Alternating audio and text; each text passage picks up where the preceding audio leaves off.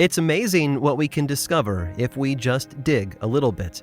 That was the feeling conservationists had in 1998 when they began restoration work on a house in London that had been built in the 1730s. It had originally been built as a lodging house, but had fallen into disrepair during the late 20th century, and it needed work. In the basement of the house, they opened a hidden room and discovered something horrific beneath the ancient dirt floor: human remains. In fact, there were over 1,200 bones, belonging to 15 individual bodies, some of whom were children. But that's not the most shocking part of this discovery. Tests on the bones dated them to the 1760s, which is a very specific window of time. And because of that, we know who rented the house during that time period.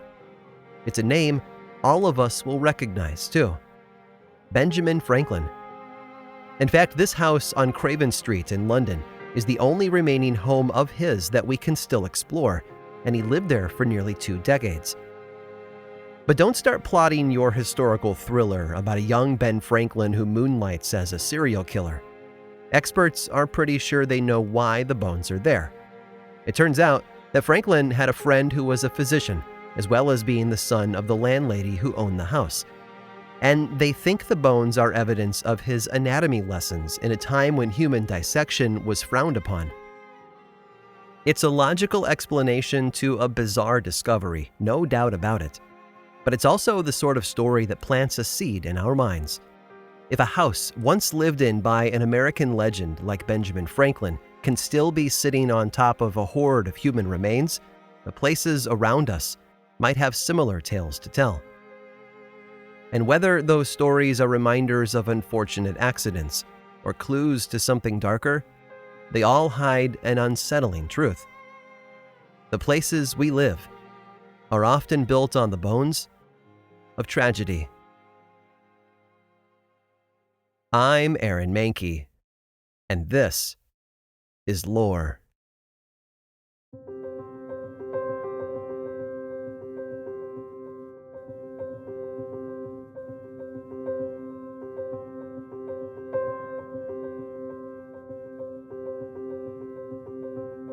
Home is where the heart is, or at least where you keep your books and clothes. Human settlements date back thousands of years, and they take on all sorts of shapes and sizes. But at the end of the day, they all have something in common. They were built on a foundation to serve a purpose. And few homes throughout history have had such a unique purpose and building style as castles. The oldest ones in the world date back centuries, and popular culture has had a love affair with them for nearly as long.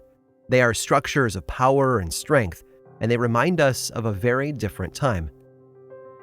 When you mention castles, most people conjure up images of European towers and English fortresses. But in doing so, we skip over one of the most beautiful and haunting collections of castles in the world, structures that are located thousands of miles from the green hills of the United Kingdom: Japan. The era in which castles evolved in Japan had a lot of similarities to European culture, at least from a 30,000-foot view. It was a feudal society with all the same components as England, but with different names and small, nuanced variation. And I think it would be helpful to cover those differences before we explore specific locations. First, we have to remember the sort of purpose these buildings served. Between the 12th and 19th centuries, Japan was a collection of states that were run by powerful warlords known as shogun. They rarely got along, and there was often a war going on between some of them, as you might expect. So castles provided a place to defend themselves. But they couldn't manage their massive kingdoms all on their own. So their states were broken into smaller territories, ruled over by the great lords, the daimyo, and directly beneath the daimyo were the elite warriors who served the lord and his family through battle and defense, the samurai. And that was the social structure of feudal Japan. The peasants worked the fields, paid the taxes, and served in the army of the lords, and those lords in turn served the shogun who ruled their state. Like I said, it should sound very familiar to anyone who understands European feudal life, just with different names for the key players. But when it came to the castles they built, The Japanese of centuries ago added their own personality and differences into their design. In England, a ruler might have built their castle on a rocky cliff because that made it more difficult to attack. The natural environment was harnessed to enhance its defenses, but Japanese castles took a different approach. They built theirs primarily on level ground, and so they had to make up for the lack of tall cliffs with man-made protections. Moats were common, and some even had large mazes constructed in an effort to slow and confuse attacking enemies. And the builders had a lot more flexibility than their European counterparts, because rather than exclusively using stone, Japanese castles incorporated an enormous amount of wood, which gives them their own unique beauty. Honestly, do an internet search sometime for famous Japanese castles and just sit back and enjoy the view. These structures are stunning, with sweeping curves and layered towers. You can tell they were viewed as much more than just a fortress. To the rulers who lived inside them, they were also a home. And yes, European rulers also lived in their castles, but the Japanese took a much more luxurious path. Golden roof tiles, exotic animals, and beautiful sculptures made many of these castles look more like museums than fortresses. One location in particular, Fushimi Castle, is even famous for having an elaborate tea room inside. Which might sound like a waste of resources, to build a military fortress and then fill it with gold and silk and intimate ceremonial spaces. But they were able to do all of this because of a respect that most rulers had for their enemies' castles. When an army came to attack another lord, either the defenders would exit the castle to engage them outside the structure, or they would lock the doors and refuse to fight. In the latter case, the attackers would lay siege to the castle, but don't picture catapults throwing flaming stones at the walls. No, most sieges in Japanese history were a lot less dramatic. Rather than destroy a beautiful structure that could one day belong to them, enemy rulers would simply choke off the supply chain that fed the castle's inhabitants. Those inside would either die or surrender, and the castle would pass unscathed into the new owner's hands. But of course, that didn't mean bad things never happened. In fact, aside from the battles that waged on outside their walls, the castles of Japan played host to their own fair share of moments filled with tragedy and pain and death. And many have left echoes that can still be felt today.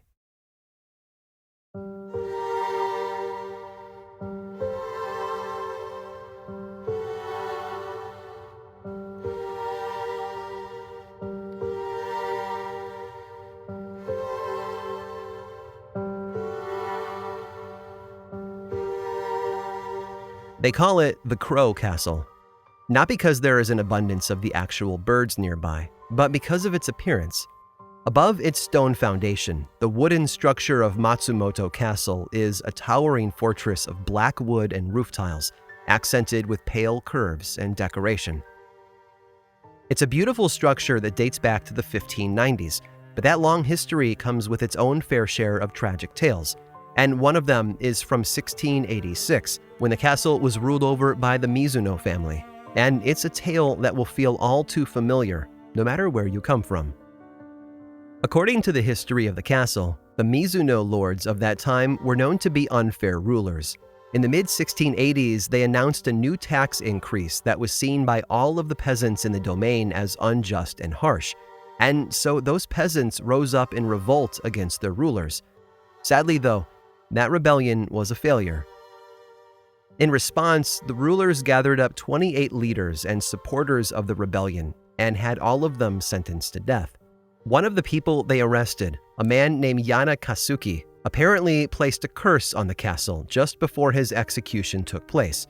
While his exact words are lost to time, it's said that his curse was powerful enough to drive the Mizuno family out of the castle within 40 years. Oh, and there was one other side effect from the curse. The castle began to lean. You won't see it today thanks to a series of renovations that repaired the castle in the middle of the 20th century, but for at least 2 centuries, the main tower of the castle developed a very pronounced lean. Whether it was a result of a flaw in the foundation or a physical reminder of the power of one man's curse, I'll let you decide for yourself. Roughly 100 miles to the west, near the city of Sakai, is another ancient castle with its own bloody history. Maruoka Castle was first built about a decade before Matsumoto, but it had a rocky start, to say the least. According to the legend, as the walls were slowly built that would hold up the castle, they would fall over and force the laborers to start again. After a few frustrating attempts, someone decided that the gods must be angry with them, and they came up with a plan to placate them and secure the castle's foundation. Their idea was a tradition known as Hitubashira, a human pillar. Essentially, a willing volunteer would allow themselves to be walled up inside the foundation of the castle, thereby securing it against the gods. After a call went out for someone willing to make that sacrifice, a poor, half-blind peasant woman named Oshizu came forward and offered herself. She had one condition, though. The lord of the castle would allow one of her sons to become a samurai that would serve him at the castle.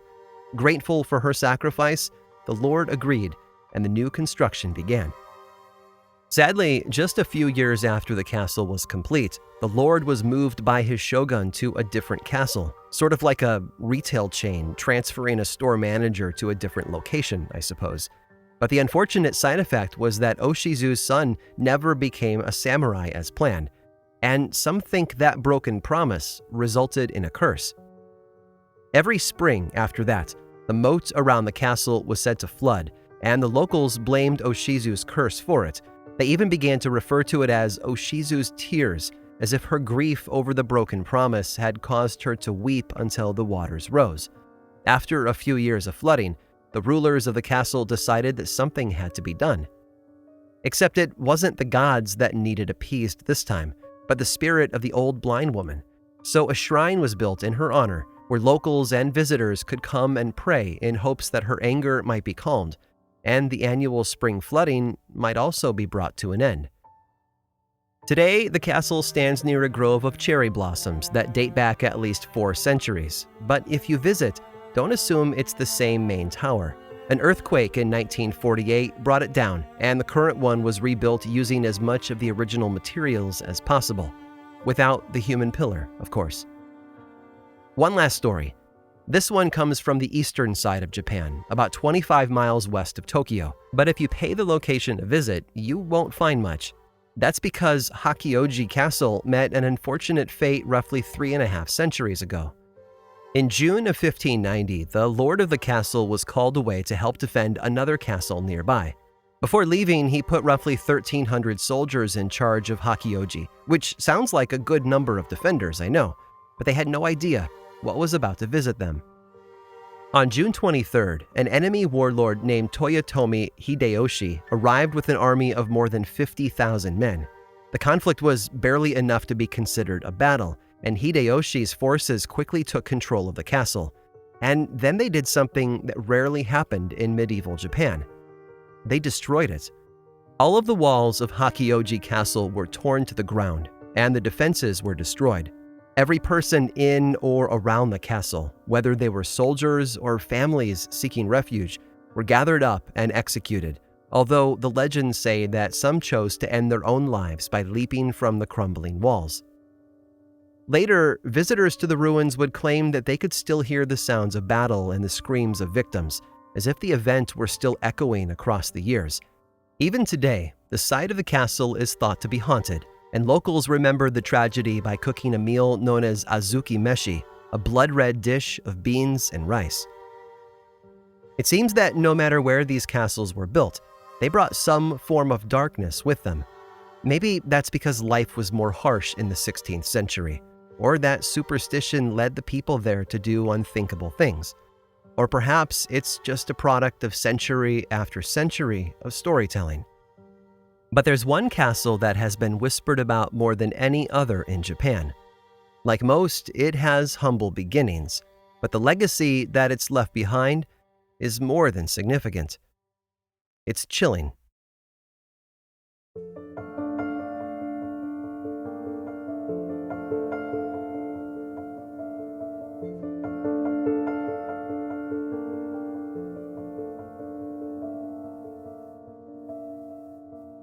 If Matsumoto Castle is the Crow Castle because of its black exterior, then the White Heron lives up to its name as well. It is high and lofty and washed in white paint from the top of its stone foundation to its highest peaks. But the White Heron is known by another name, Himeji Castle. It was first built in the early 1300s as a small fort atop a tall hill, but over the following 2 centuries, the structure would be handed from one warlord to another. It wasn't until the late 1500s when our favorite conquering general, Toyotomi Hideyoshi, took possession of it and began to expand the fortress to suit his own needs. A little more than a decade later, Toyotomi was gone, and a new family began to rule over the territory from the castle. But they wanted a fresh start, so they tore the entire structure down and built a brand new castle, wrapping up construction around 1609. And if you visit the castle today, that's the version you'll see, all white and majestic and beautiful. There's a legend about the construction of that version of the castle that is worth repeating. It's said that the moment the main tower was complete, the master carpenter responsible for it took his wife to the top to show her all that he had accomplished. But after admiring his craftsmanship and the majesty of the tower, she noticed something. The tower, it seems, had a bit of a lean to it. In fact, it was pronounced enough that she could tell just by glancing at it. The tower leaned to the southeast. But mentioning this to her husband had a powerful effect on him. Distraught and horrified at his own mistake, the carpenter placed a chisel in his mouth and then threw himself off the tower. Today, we know the tower leans because of the cliff it was built upon, but that shouldn't take away from the beauty of the place. Everywhere you look, Himeji Castle is filled with little architectural details, and some of them are filled with deeper meaning. For example, there are a number of statues on the roof of a creature known as the Shachihoko, which are said to guard the castle against fire. There's even a maze built into the woods around the castle, meant to help protect it from invaders. And inside, in the hallway leading to the chamber that would have been used by the lord of the castle centuries ago, the floor has been fitted with what they call singing floorboards. These are boards that were designed to squeak loudly whenever someone walked on them, a protective measure meant to prevent attacks from within. But of all the tales that Himeji Castle is known for, one stands head and shoulders above the rest. The legend has a variety of origins and retellings, but the most common version places the events during the reign of Lord Norimoto. During his time there, he was assisted by a servant named Aoyama, who cared for the lord in all things. But Aoyama wasn't as supportive as he appeared. Secretly, he was plotting the downfall of Lord Norimoto. We don't know if he was doing so on the orders of a rival lord or if this was part of a larger plan to put himself in charge of the castle. Either way, Aoyama was obsessed with his plans and talked about them incessantly, often enough, it seems, for others around him to take notice. One of those who heard of the plot was another of the lord's servants, but he didn't feel safe spying on the treacherous man because he was a known supporter of Lord Norimoto. Instead, he asked his lover, a young woman named Okiku, to watch over Aoyama and listen for his plans. And then, of course, she was supposed to report back. It was only a matter of time before Okiku obtained proof of the plot against the castle's lord, and she took it straight to him. As a result, Aoyama was brought in to be questioned. Were these stories true? Was he, in fact, plotting to overthrow the lord? Aoyama denied it and attacked Okiku's honor and trustworthiness, hoping to save himself. And then he made a bigger claim. The deceitful servant told his lord that Okiku had recently broken one of Lord Norimoto's 10 priceless dishes. Instantly, the lord forgot about the plot against his life and furiously ordered the arrest and punishment of the young woman. She was not only taken into custody, but soon after, she was tortured for her actions. And then, after she was executed, her body was thrown into the well in the courtyard. Over the centuries, the story of the woman in the well has become so popular and significant within the culture of Japan that the story isn't just told inside the walls of the castle. In fact, it is still inspiring people over 5 centuries later. It was the premise for a popular novel in the 1990s and a film adaptation a few years later. But that unique mixture of a murdered girl, a body in the well, and the haunting that keeps the tale alive, finally made its way to America a short while later, where it became a smash hit film. And its name? Gore Verbinski's 2002 horror classic, The Ring.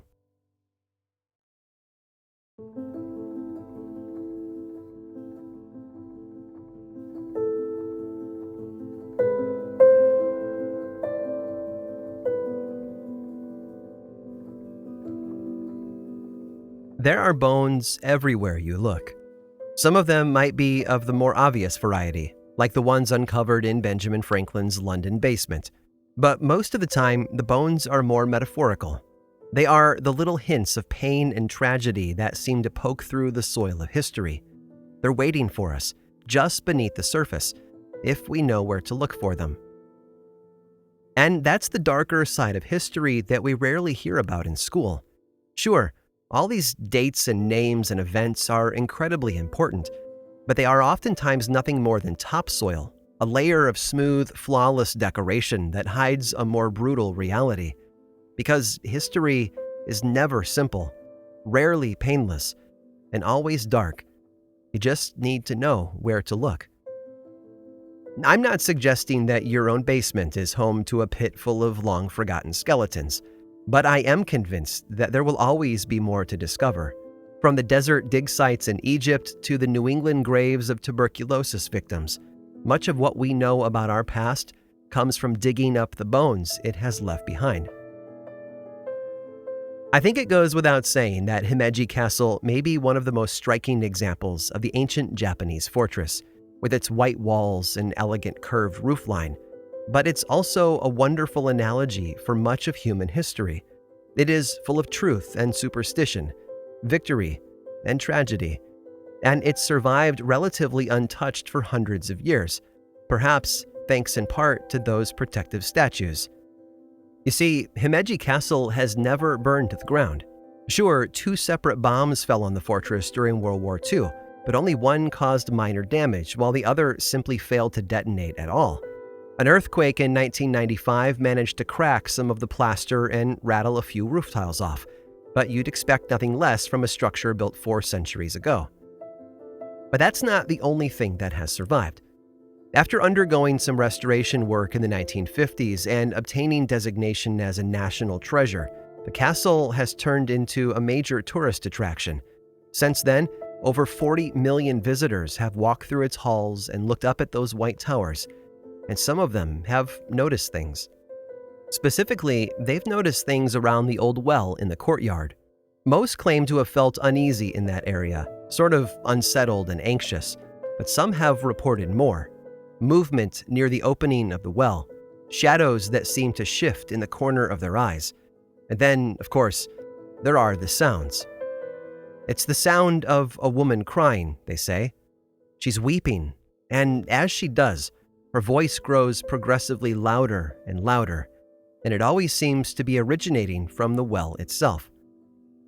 Those who have heard her and listened carefully enough to hear what she is saying have claimed that it is always the same words, over and over again. She's counting her master's plates, they say, from 1 to 9.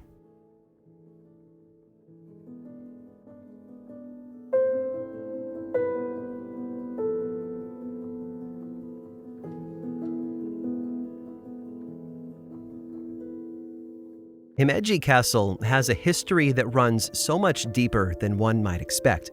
From the supernatural symbolism of the decorative elements to the tale of Okiku's murder, there's so much more to explore. But there are a few more things I want to tell you about this historic castle, and one last tale of tragedy and loss. Stick around after this short sponsor break to hear all about it.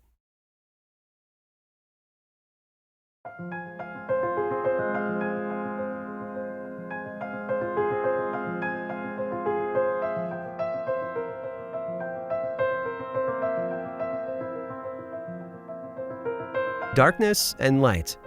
Any ancient castle is going to have a fair share of both of those things, and Himeji Castle is no exception. Take the story of the Widow's Stone, for example. Legend says that in the reign of Toyotomi Hideyoshi in the late 1570s, the builders encountered a problem with one of the walls of the fortress. They were running out of stones to use, and so they put out a request to the villagers around them. If anyone had a stone they wanted to donate, they should bring it to them. At first, no one stepped forward. The lord of the castle took enough from them as it was, so I can imagine they were a bit reluctant to hand one more thing over to him. But eventually, an older woman volunteered. She was a widow who earned a meager living by selling rice cakes, which she made at home all by herself. And amazingly, she offered to donate her only millstone to the construction of the castle wall. Legend says that her sacrifice was so inspiring that others from the village came forward with their own offerings: pieces of stone lanterns, headstones, stones pulled directly from the walls of their own homes. Today, the widow's millstone is still visible, and there's a wire cage on top of it, protecting it from visitors who love to touch it. But for every lighthearted tale from within the walls of Himeji Castle, there are countless other stories with much more darkness inside them. And one of those is the location known as Suicide Bailey. Now, traditionally, a bailey is the outer wall of a castle, but over time it's also come to refer to the courtyard formed inside the wall, and this particular bailey is filled with shadows. There's a wooden platform inside Suicide Bailey and a throne-like seat. Legend says that this is where individuals would come to commit ritual suicide, while the lord of the castle sat and watched. The most common reason would be the transition from the ownership of the castle between two lords. Oftentimes, the defeated lord and his family would choose suicide over disgrace, and that sacrifice was said to take place here. The truth is much less poetic, from what I can gather. Yes, rulers of the castle did take their own lives from time to time, as did many of their fellow defenders, but those deaths most likely occurred inside the main tower rather than out in the open. Still, stories are what people cling to, and they paint a castle in a darkness that has become part of the structure itself. There's one last story I want to share with you, though, and it's almost as core to Himeji Castle as Okiku's well. This one, though, isn't about a maidservant. It's about a princess, and it starts in an entirely different castle. Senhime was born in 1597, the daughter of the shogun who ruled over all Japan at the time. Just as we've seen in European royal families, alliances were often formed through marriage, and Senhime would be treated no differently. By the age of 6, she had been married off to Toyotomi Hideyori, and the couple, if you can call them that, because, come on, she was only 6, right? The couple moved to the castle in Osaka. For as normal as a childhood marriage can be, the next 12 years were apparently uneventful, at least politically. But in 1615, when Senhime was roughly 18 years old, her husband was defeated in battle, and he was forced by his enemy to commit suicide.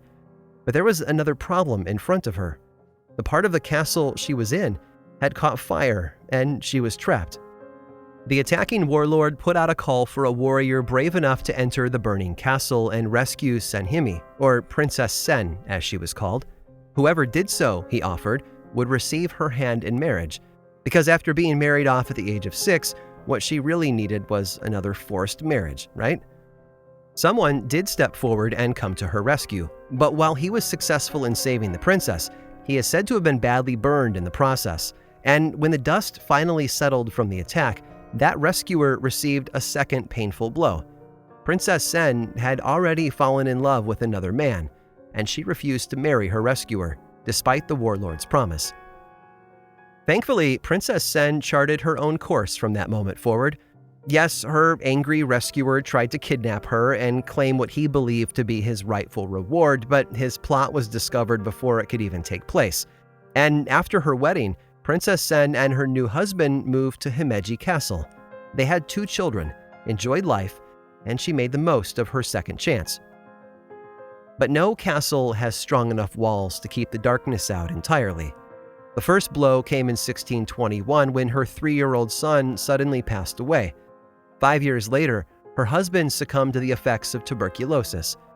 Oddly, the story doesn't tell us what happened to her last remaining child, but by 1626, Princess Sen's world had fallen to pieces. It's said that grief washed over her like a tidal wave, She cut her hair short and then left Himeji Castle forever. The last we ever heard from her, she changed her name and entered a Buddhist convent, where she lived out the rest of her life before passing away in 1666. A peaceful end to a tumultuous life, for sure. One that portrayed strength and power on the outside, but held darkness deep beneath the surface. Just like the castles she lived in.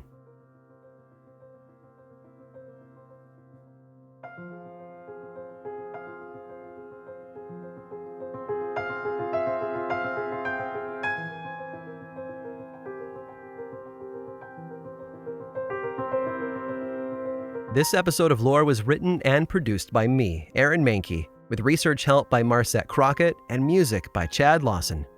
Lore is much more than just a podcast. There's a book series available in bookstores and online, and 2 seasons of the television show on Amazon Prime Video. Check them both out if you want more lore in your life. I also make 2 other podcasts, Aaron Mahnke's Cabinet of Curiosities and Unobscured, and I think you'd enjoy both of them. Each one explores other areas of our dark history, ranging from bite-sized episodes to season-long dives into a single topic. You can learn more about both of those shows and everything else going on over in one central place, theworldoflore.com/now. And you can also follow the show on Twitter, Facebook, and Instagram. Just search for Lore Podcast, all one word, and then click that follow button. And when you do, say hi. I like it when people say hi. And as always, thanks for listening.